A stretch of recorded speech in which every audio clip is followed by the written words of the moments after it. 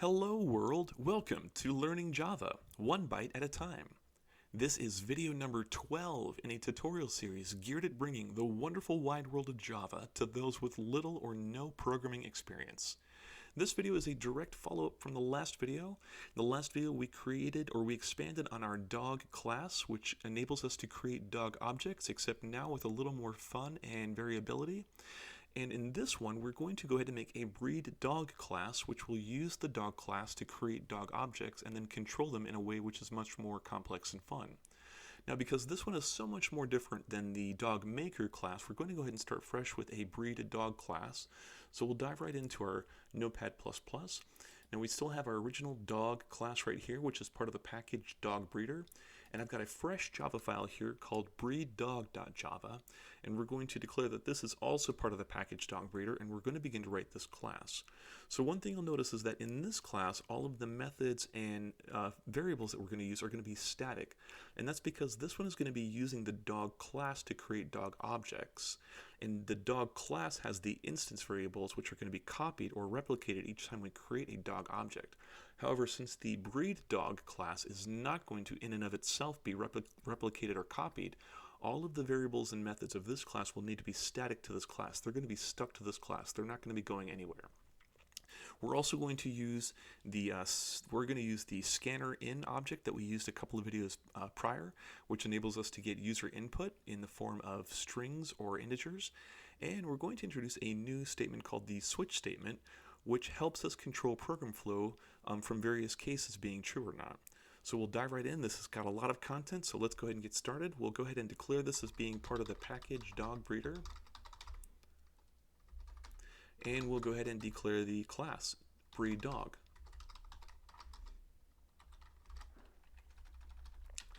Now, because this class is in fact going to be doing the footwork, we're going to need to have a main method in this class, and the main method is the entry point for Java, and it's going to be what actually instantiates the dog object. But before we do that, let's go ahead and define our static variables. So we're going to be creating a dog object, and so we're going to declare that this dog object is going to be called dog throughout this class. And so the capital D dog is going to be the object, the dog.java right over here, and that's how it recognizes it. And it recognizes it because it knows that it's part of the same package. And then what we're doing is we're naming this D-dog, this capital D-dog object, lowercase d-dog, that we're going to use as a reference through the rest of this class. And so every time we're talking about the lowercase d-dog object, we're talking about an instance of the uppercase d-dog object that is part of this class over here. Might be a little confusing, but that'll get cleared up pretty quickly, I promise. We're also going to define the static variables of all of the states and behaviors of the dog, and these are going to be static to this particular class.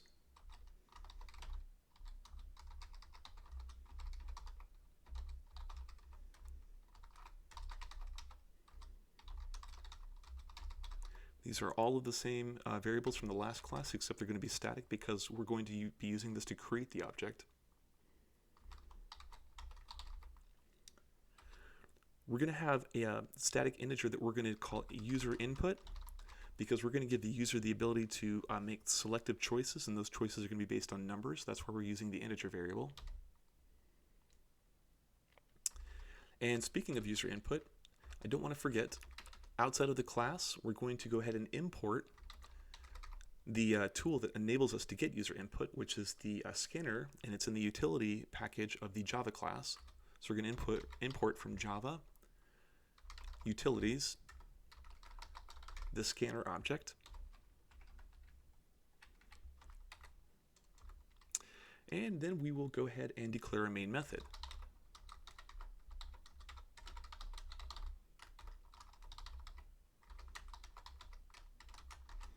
And the main method will be pretty simple. The main method is just the entry point. It's going to call the method that kind of starts the whole chain reaction, and so that first method is going to be display instructions.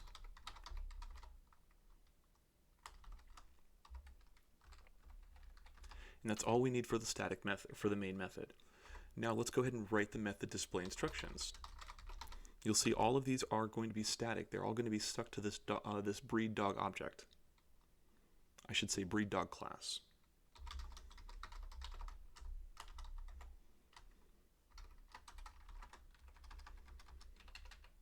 Now inside of this display instruction method, since we're going to be accepting user input, let's go ahead and define ourselves a scanner tool. So we're going to use the scanner that we're going to call in is going to be equal to a new scanner object. It's new because we need it to be constructed right here and now. And the parameters of this are going to be whatever the input of the system is. We'll assume it's a keyboard. Now we'll go ahead and print out the menu of options that we're going to present to the user interface.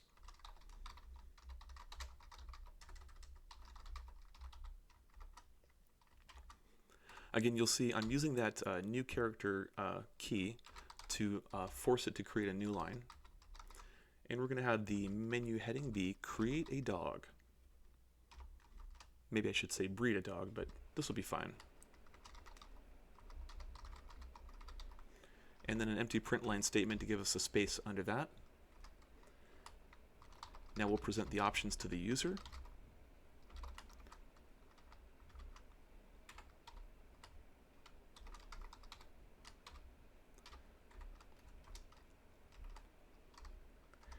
And now what we're going to do is we're going to take the static variable breed that we declared as part of this class, and we're going to need to set it equal to whatever input the user gives us.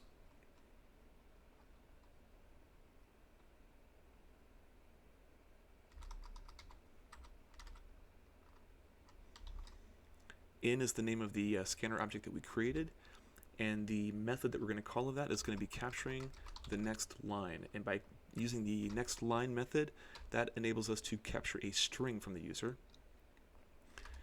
And so after being prompted with the line breed from the system.out.println, it will pause and give the user a chance to give a next line to the input. We're assuming that next line is going to be a string since it's a breed, and it's going to take whatever that is in a string form and assign it to the variable breed that we declared up here. After they've made an input, then we'll go ahead and print the next line out, which will prompt them to give us a color and a name.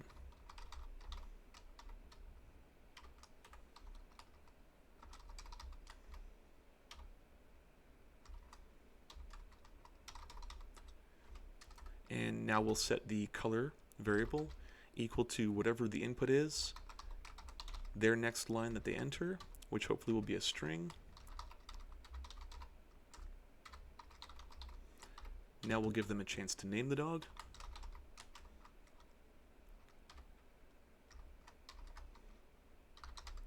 And set the name variable equal to whatever the input is based on the next line.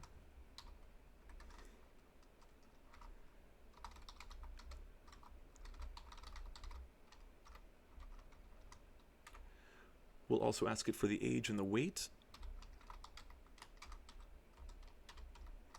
However, in this case, since age is an integer, we're going to set it equal to the input dot next int. If we were to use the next line, it would attempt to assign a string variable to an integer variable, and that would cause us to have a runtime error or a compilation error.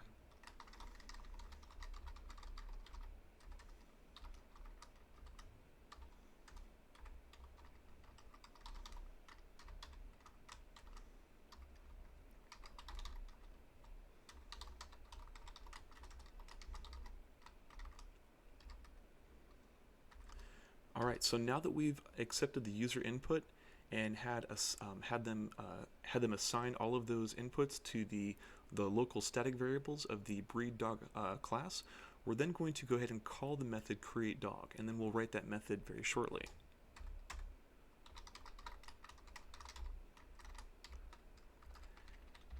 And that should be everything that we're going to need in the display instructions method. So now we'll go ahead and write our createDog method.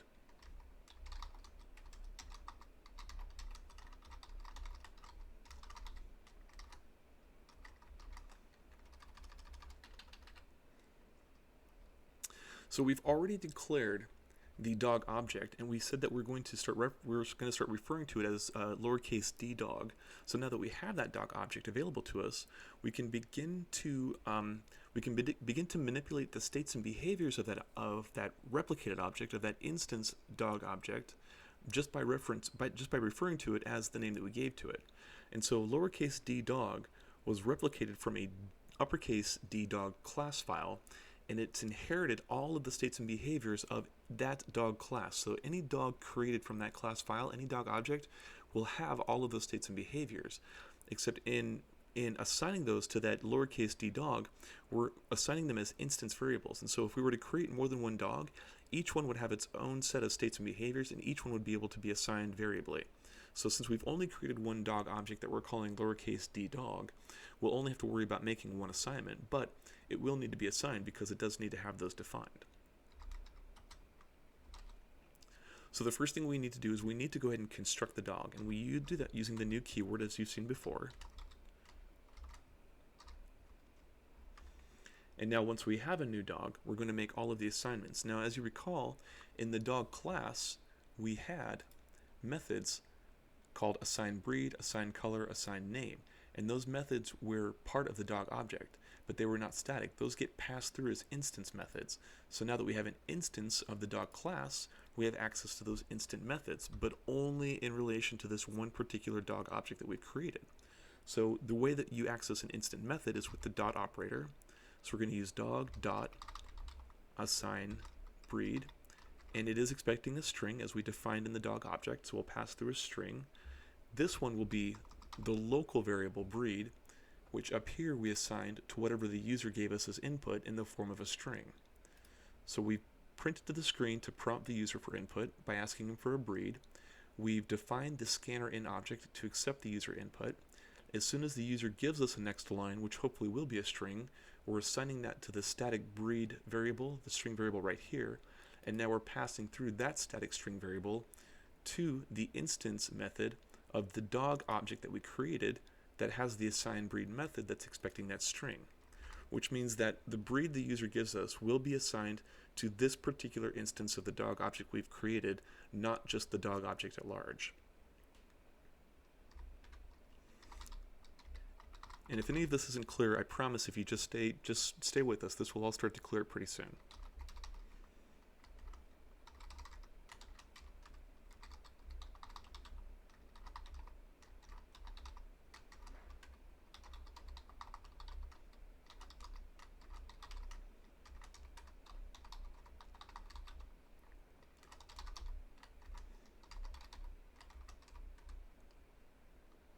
And now that we've assigned the states, we're going to go ahead and assign all of the moods. We'll go ahead and set the moods all equal to false except for one. We need to have one that's going to be set equal to true so we can kind of start the loop going. So we'll do dog.hungry is equal to true. We'll make him hungry to start with, and everything else we're going to set to false. Notice you access the instance fields or the instance variables the same way that you access the instant methods with the dot operator.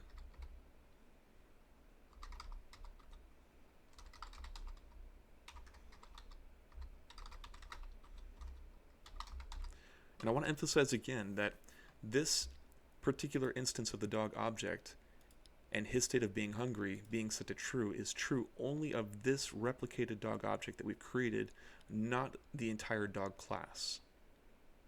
If we were to go through and create another dog object called dog2 or dog3, they would all have their separate assignments and all their separate variables, and all of their methods would be unique to them. So now that we've assigned all the states, we're going to go ahead and call the display state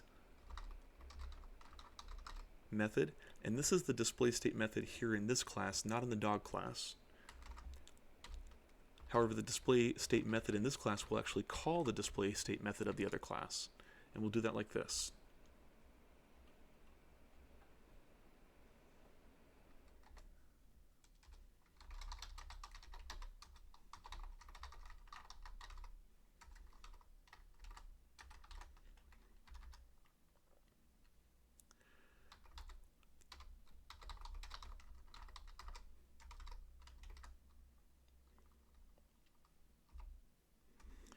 And after we display the state, then we're going to give the user a chance to give us some input as to what they want to do with the dog. So as soon as the display state method is called, we're also going to call the display option.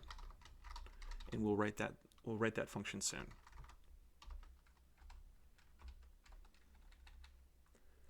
So the display option method that we're going to write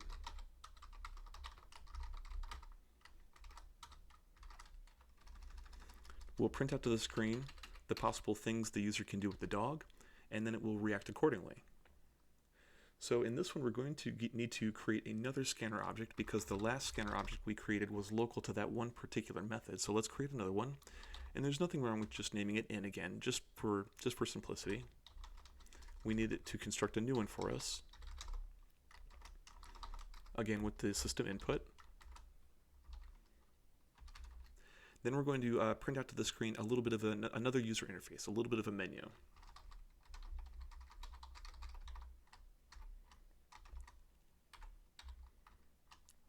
And the first option we'll do is going to be feed the dog.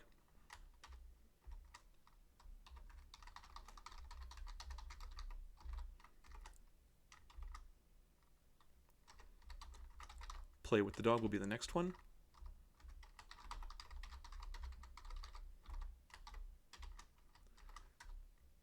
We'll say number 3 will give the dog a chance to rest.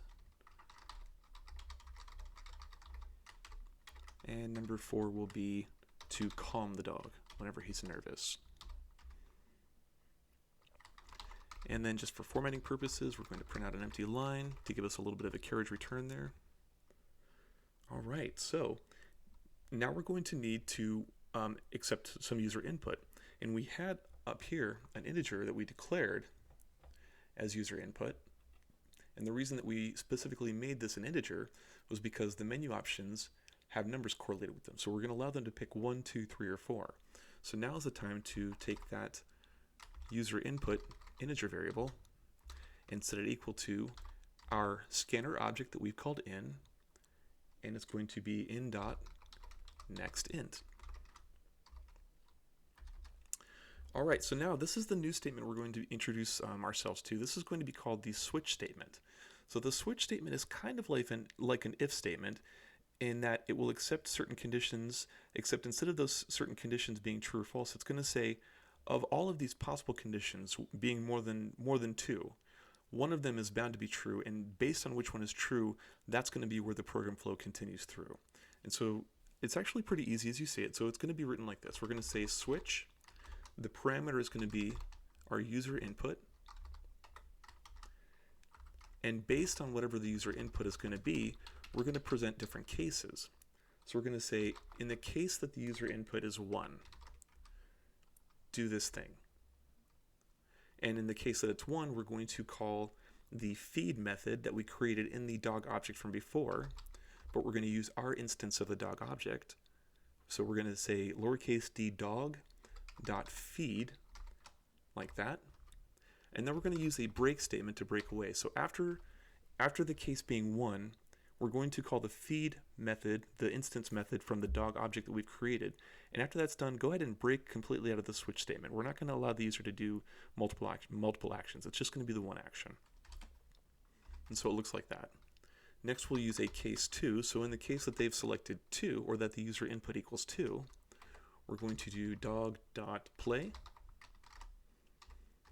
And then we'll break away after that. And as you can probably guess, case.3 will allow the dog to rest.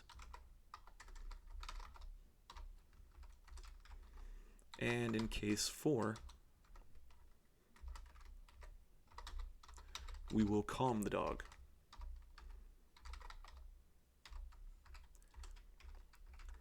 And since those are the only cases we're going to present, if the user happens to punch in something like 5 or 6 or something that's not one of these cases, then nothing at all will happen. And so it's sort of protected that way. Not to say that the user can't still break it, and there's ways that we can capture those errors, but we'll go over that a little bit later.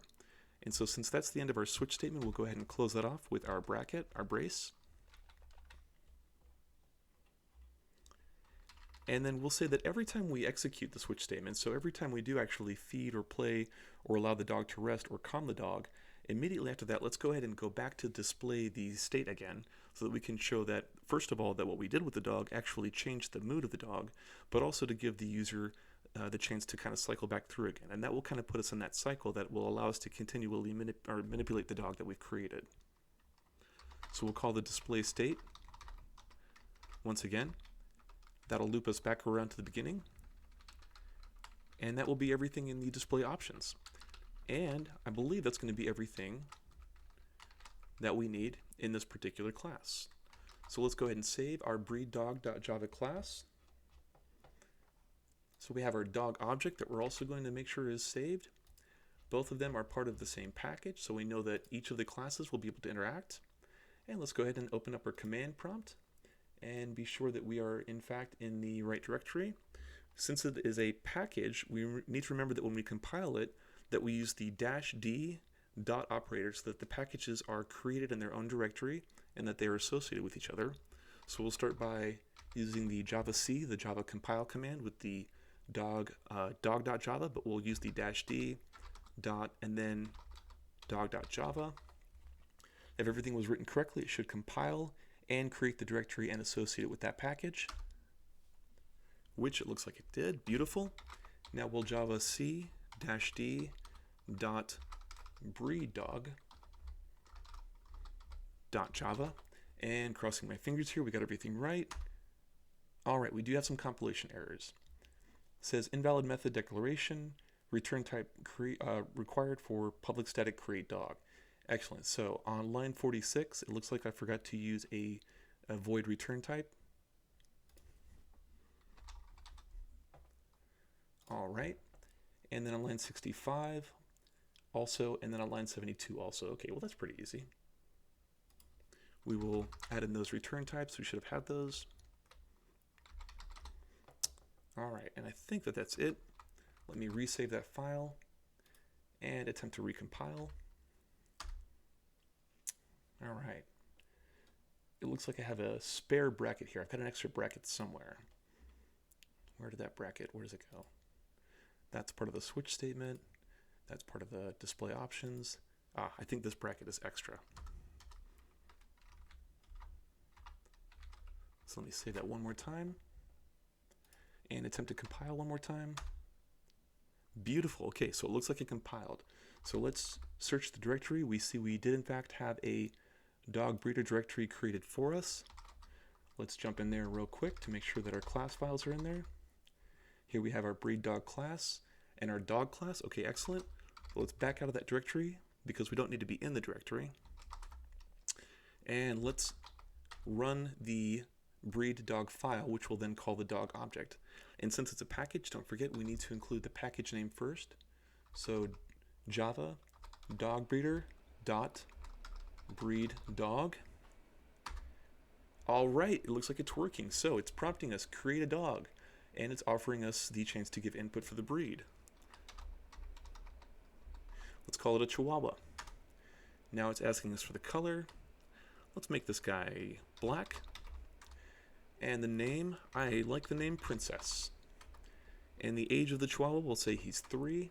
And the weight, well, he's only a Chihuahua, so let's say he's 5 pounds. All right, now it gives us our display state. The breed is Chihuahua, the color is black, the name is Princess, the age is 3, the weight is 5, and it's telling us Princess is hungry.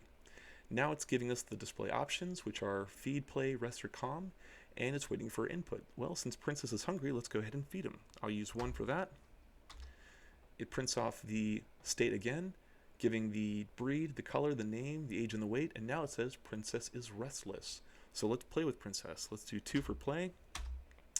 All right, now Princess is tired. Let's do 3 for rest. And now Princess is nervous, so we'll do 4 for calm. And here we are back again at the beginning of our loop. She's hungry again. Now, not to say that you couldn't use different options, so even though Princess is hungry, we could still play with her. So let's play with her. And now it shows us that Princess is hungry and tired. So let's go ahead and calm her. Well, let's see, if we calm her, that's going to make her hungry again. So let's say that we're going to feed her. So now she's restless and tired. Let's say that we're going to, let's say, calm her. So now she's hungry, restless, and tired. All right, so this is getting kind of interesting. So let's see if we can get it back down to 1 again. She's hungry, we'll feed her. She's restless, we'll play with her. She's tired, we'll rest. Now she's nervous. Now she's hungry. And so it's not the most sophisticated program in the world, but you can see the possibilities of this is the beginnings of a really interesting kind of game or program. And now I know that there's going to be a lot of people out there that know a thing or two about Java, and they're going to ask, why didn't you use the dog object to construct the dog and use the this keyword to do all of the assignments and use inner method assignments? And because it's a little more complex, and we will get to that. That is definitely the more polished way to do it. But just for the purposes of being able to wrap your head around the concept of object-oriented programming, I figured that this was the best entry point into this. And so over the next couple of videos, we will definitely do that the more professional and more correct way. But this is a great way to sort of like introduce the concepts. Also, I know that it's a pretty simple program, and I know that we haven't got into the real graphical user interfaces yet, like the swing classes where you can actually use windows and buttons that you can click and panels and things like that. But all of that's actually pretty simple once you learn this part of it. Now that we've learned the inner workings, we know how to build the engines. The paint job is actually pretty simple, but you can't really worry too much about that until you get this part of it down. Anyway, so that's going to be it for this video. I hope these last two were super informative and super fun. I can't wait to see you guys back again, and thank you so much. Have a wonderful night.